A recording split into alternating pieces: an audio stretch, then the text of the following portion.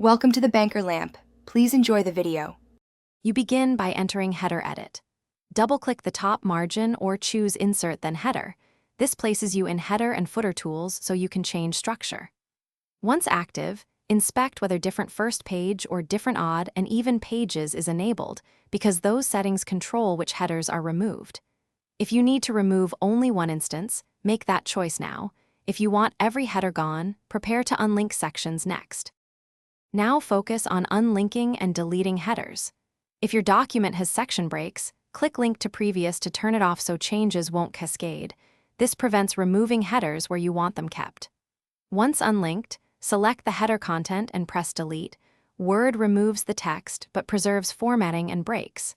If multiple sections exist, repeat the unlink then delete sequence for each section. Make sure to check different first page and odd/even settings again before exiting Header Edit.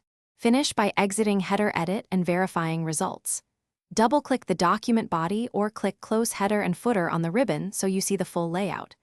Once done, review Print Preview. This confirms headers are gone on all pages. If a header remains, show hidden formatting marks, locate section breaks, and ensure Link to Previous is disabled for that section before deleting again. If problems continue, save a copy and try removing. Thanks for watching. If this was helpful, leave a like and consider subscribing. See you next time.